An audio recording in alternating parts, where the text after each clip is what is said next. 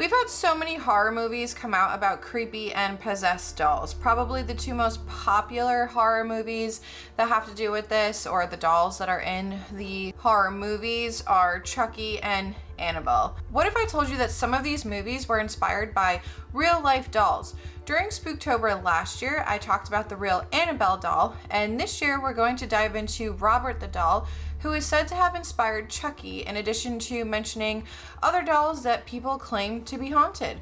Are these dolls actually possessed, or are they just creepy dolls that feed into active imaginations or childhood fears? That's what we'll be discussing today, but viewer discretion is advised if creepy dolls give you nightmares. Hello everyone, and welcome back to my channel. If you are new here, hi, my name is Monica. I like to post anti-MLMs, that's anti-multi-level marketing, and some true crime content here on this channel. So if any of that interests you, make sure to hit that subscribe button. I would love for you to stick around. In today's video, I'm bringing you the third installment of my Spooktober series. So of course, just as a disclaimer, this video is just for educational and entertainment purposes, along with just based on the research that I've been able to do. I always encourage everyone to do their own research, but when it comes to haunted things, you can be the judge of what you think is haunted or not, or if you even believe in that. Last year, I did a deep dive into Annabelle and the real Annabelle doll, which, in case you are not aware, does not look like the doll in the movies. It's actually a Raggedy Ann doll. So I did a full-blown video about Annabelle, her story, why people think that she's haunted, possessed, etc., etc., and just like the legends and stuff behind it. So this year I decided I wanted to go over Robert the doll, along with a few other dolls that I found, because I found this really great article that kind of listed, I think it was a total of 9 dolls on the list. And so maybe next year I'll cover one of the other ones that are on that list that I just spoke about. So maybe I'll do it in future Spooktober videos. Hey guys, Editing Monica here. I wanted to just quickly say, because I forgot to mention this in the video, but there was a movie that came out about Robert the doll that was called Robert. I have not seen it. I didn't know about it until I was researching for this video, and I don't know why I forgot to put it in the video, but just wanted to say there is a movie out there about Robert. I'm definitely going to watch it because it's spooky season. But anyway, back to the video. But without further ado, let's get into creepy dolls, possessed dolls, if you believe in that. But yeah, let's just get into it. If you've heard of a famous doll by the name of Chucky, while Chucky wasn't a real thing, he was based off of one doll in particular called Robert. Robert the doll was a one-of-a-kind toy that was first owned and even named by a Florida painter, Robert Eugene Otto, who belonged to a prominent Key West family. His family called him Gene, though. The home that Eugene lived in is now called the Artist House and is located at 534 Eaton Street, Key West, that was built between 1890 and 1898. There have been different stories about how Gene first received the doll in 1903. One story says that the doll was manufactured by the Steiff Company of Germany, and while Gene's grandfather was in Germany in 1904, he bought it for Gene as a birthday gift. This is the same company that made the first teddy bear named after Theodore Roosevelt. According to one article, they stated that Robert was most likely never intended to be sold as a toy, and that he was probably part of a set fabricated for a window display of clowns or jesters. The sailor suit was not supplied by the company, and so it's believed that this may have been the sailor suit that Gene wore as a child. Then there's the story of the family servant. Some people have stated that it was given to him by a servant of the family who had allegedly practiced voodoo.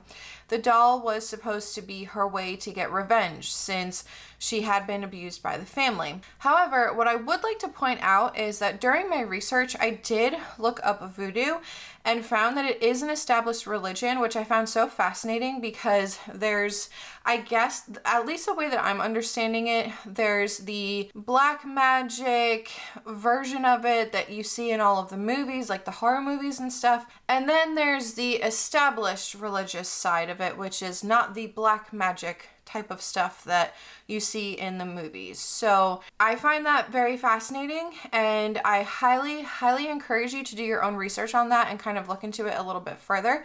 But anyway, Robert seemed like just another cloth doll, but very soon weird things would start happening. Jean would go on to talk about this one night when he was just 10 years old. He said that Robert the doll was sitting at the end of his bed and just staring at him. Of course, he started yelling and screaming for help, so his mother was woken up by all of this commotion. She couldn't get into the room, but heard more than just screams. She heard furniture being overturned, and as if something really bad was happening behind that door. Eventually, Jean's mother was able to get the door open, but by that point, Jean was so scared while the room was completely trashed, and Robert the doll was sitting at the foot of the bed. The words that Jean was able to get out were, "Robert did it." These are the words that Jean would use more than once because Robert wreaked havoc for many years to come. Jean's parents would claim that they would hear Jean talking to Robert like children normally do with their toys or dolls, but the difference was that Jean's parents heard a response back in a completely different voice. Robert was also allegedly seen running up the steps or staring out of the upstairs window. There were plenty of reports that Robert the doll was able to move around by himself as if he were alive. There were those that said he could blink his eyes, and they claimed to hear him have an evil laugh. Jean eventually moved away from his childhood home and got married to a woman named Anne. He became an artist and designed the gallery at the Fort East Martello Museum. He also planned to make his home a museum, but he would never fulfill that dream, although his home did become known as the artist house. Once his parents passed away, he inherited the house. His wife wasn't a huge fan of Robert. Jean decided that at this point, Robert needed his own space, which was an upstairs room that had a window overlooking the street. That wasn't enough to help Anne's uneasiness about Robert being in the house. She just got a really weird feeling from Robert. Anne wanted Jean to take Robert to the attic where he was out of sight, out of mind. Jean did as Anne had asked, but Robert obviously wasn't too happy. This is when more weird things started happening. People would come over to the Otto household and they would hear footsteps in the attic and almost like there was someone pacing back and forth. Not to mention the creepy giggling, the ones that we always hear in all of the horror movies. Yeah, no, I'm not a fan of that either. Children who lived in the neighborhood would say that they saw Robert watching them from the window in the upstairs bedroom, and almost like the doll was mocking them, which didn't make sense to Jean because how the hell did these kids see Robert in the window when he was locked in the attic? Jean was shocked when he opened that bedroom door and saw Robert just hanging out in the rocking chair that was by the window. He was just chilling. Jean would lock Robert in the attic yet again, and this was a normal occurrence after that. Jean would continue to find Robert in the bedroom, just sitting by the window, time after time after time. It was said that after Robert Eugene Otto passed in 1974, the house was sold to someone by the name of Myrtle Reuter. Myrtle would not only buy the house, but Robert the doll was included in the package. She claimed that the doll could move around on his own. A few sources state that there was a 10-year-old girl who also lived in the home after Jean passed, so I'm not sure if it was a different family or if it was Myrtle's daughter, because that wasn't specified, but this 10-year-old was excited when they first found Robert, but eventually would find out how much Robert would terrorize her. She woke up a lot screaming and telling her parents that Robert had moved around in her room. Eventually, in 1994, Myrtle donated Robert to the Fort East Martello Museum in Key West, Florida. Just like Annabelle, people come to meet Robert at the museum today. There are those who send Robert letters or even gifts in the mail. Not all of the letters are fan mail, though. Some are apology letters and people begging Robert for forgiveness. Then there are the people who have fallen victim to bad luck after they had seen Robert, but those people were said to have disrespected Robert. I mean, if you think about it, let's say that hypothetically Robert is alive, in that case, at the museum, out on display. Would you be okay with people going in there taunting you or taking pictures with you like the paparazzi or other celebrities? Most likely not. So if Robert is alive, I guess you can say, so to speak, I'm not surprised. Staff members have also claimed that Robert moves around. His facial expressions change, and they've heard that evil giggle. An article that was written in 2015 talked about Robert's caretaker at the time, whose name was Corey Convertito. I'm unsure if Corey is still his caretaker, but in that article they stated that once a year she would check up on Robert. She would take him out of the case and weigh him to make sure that the Florida weather, because it gets really hot and really humid down here, wasn't affecting his straw-filled body. In August of 2015, Corey photoshopped Robert's face on that one photo of Kim Kardashian, you know, the one that broke the internet, that had the champagne that was on her behind, that many people were just talking about for a very long time. They still talk about it. Well, Robert's face was photoshopped onto that, and it was in order to attract attention to a campaign for the museum.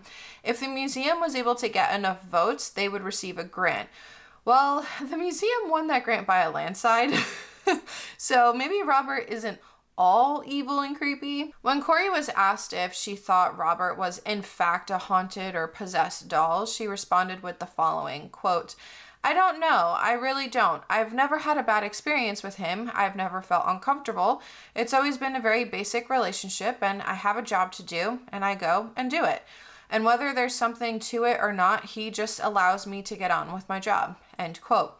Whether or not Robert is haunted is something I can't quite put my finger on. His story isn't nearly as terrifying as Annabelle's. Now I want to move on to a list of a few other dolls that may also be haunted. While researching about Robert, I came across an article that mentioned a few more haunted dolls or just downright creepy dolls. I wanted to go over a few more of these, and maybe I'll dive into some of these for Spooktober next year because I already have all of my topics or cases picked out for this year's Spooktober series. But first on the list is Annabelle. Like I've already said a few times, I've already made a video dedicated to Annabelle, so I will leave that linked below. I will not go into her story yet again in this video. Robert was second on the list, and we already went over him, but Elmo was number 3 on this list. I know a lot of people loved Elmo, but I actually did not like Elmo as a kid. The Tickle Me Elmo in particular gave me the creeps for whatever reason, and it seemed like I wasn't alone in this sentiment. Well, the Elmo Knows Your Name doll made it onto this list because of one Elmo doll that was purchased by the Bauman family in 2008. They bought this Elmo doll for their 2-year-old son, James, and while Elmo Knows Your Name is programmed to say its owner's name along with some other phrases, the family claimed that Elmo started almost chanting the words, "Kill James." That's not exactly something you would expect out of a kid's toy. I knew that I thought Elmo was creepy for a reason. Mandy is another doll that they mention in this article. They say that Mandy does not play well with others. She currently resides in the Quensnell Museum in Canada, and the staff says that she has to stay in a separate display case. This is due in part to her reportedly knocking over other dolls that have been displayed with her in the past. Mandy is a porcelain baby doll that was manufactured in Europe around 1910. The owner donated her to the museum because the doll would just cry all night. Then there's the Haunted Gang, as the article called it. This is a group of 8 dolls that are said to be possessed. Their names are Crystal, Monica, that's freaking creepy, Charlotte, True, Isaac, Lily, Cameron, and Ashley. Most people get rid of haunted objects, but the owners of these 8 dolls actually bought them because of their interest in the paranormal. The owners have said that in 2009 they were able to record a ghostly boy appearing in a video. A lot of the dolls on this list were so creepy and old looking. They look like the stereotypical creepy dolls you see in horror movies. But anyway, the next one that fits this stereotype is Ruby. Ruby liked to travel throughout whatever home she was residing in, meaning that the owners of Ruby would often find her in different rooms of their homes where they claim that they didn't leave her. It's also alleged that if you pick up Ruby, you have this overwhelming feeling of sadness and nausea. Ruby was passed down within the family, and her origin goes back to the young family relative who was said to have passed away while holding Ruby. Now Ruby resides in the Traveling Museum of the Paranormal and the Occult. People who visit her claim that they feel sadness when they see her.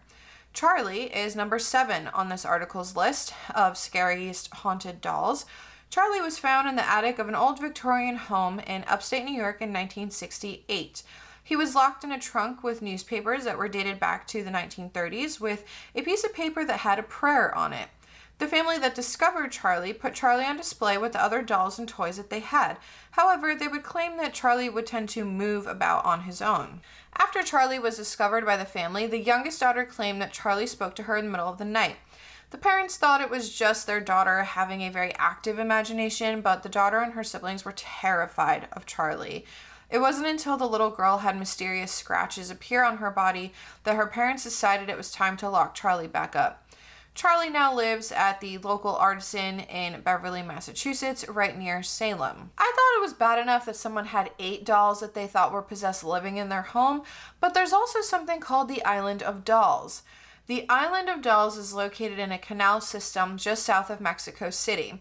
I'll put the name of the actual canal system up on the screen, but I don't want to butcher the name too much, so I'm not even going to attempt to say that, and I'm really sorry about that. But like I said, I'd rather just put it up on the screen instead of butchering the name. Anyway, the island is covered in broke and decaying dolls that just so happen to hang from the trees.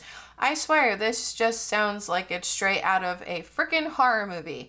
The dolls were placed there by the former owner of the island, whose name is Julian Santana Barrera. Apparently, this was so that Julian could make a spirit happy. There was said to be a spirit of a girl who drowned nearby. You can only get to this island by boat, and it's turned into a tourist attraction, which is not very surprising to me. I'm pretty sure I've seen pictures of this island a bunch of times.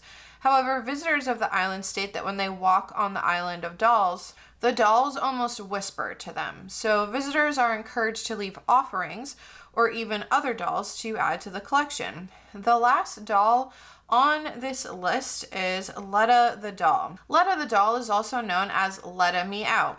It's said that this doll is about 200 years old, made out of carved wood and real human hair. Carrie Walton, who was the doll's owner, stated that Letta was found in the 1970s in a deserted home in Wagga Wagga, Australia. Carrie brought this doll back home, and not too long afterwards, yes, you guessed it, weird things started happening. Things in the house would be in different positions, along with scuff marks would appear on the floor. Carrie's kids complained of having really bad nightmares and even woke up screaming because Letta was talking and moving around on its own. Whenever the dogs went near the doll, they became aggressive. Carrie claims to have tried to sell Letta, but he physically couldn't get Letta out of the car. Carrie believes that Letta's origins can be traced back to Eastern Europe and that it's being possessed by the spirit of a boy who drowned.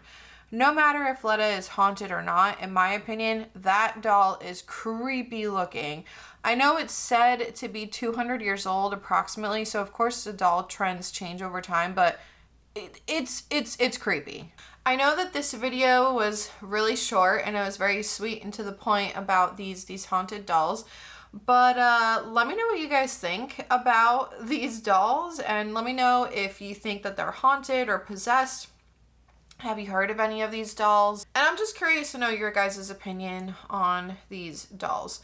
The Island of Dolls, regardless of if it's actually haunted or possessed or whatever, I would not want to be walking around an island with creepy dolls hanging from trees, because some of the pictures that I saw just, it's creepy. It's creepy. I don't like it. And I had dolls as a kid. Dolls normally don't freak me out, but I don't know, something about that Island of Dolls just would really creep me out. Along with, I mean, I know the story of Annabelle and obviously the story of all of these other dolls here, but when I was younger, I did collect porcelain dolls, but when I started getting older, I don't know why, they started creeping me out a little bit. So when I would go to bed, I would actually turn them around so that their faces weren't looking at me. I don't know why. Nothing ever happened with the dolls. There was nothing weird that ever happened with the dolls. But maybe it's because I started getting into horror movies at that point. And I got into horror movies pretty young. But I don't know if that has something to do with it.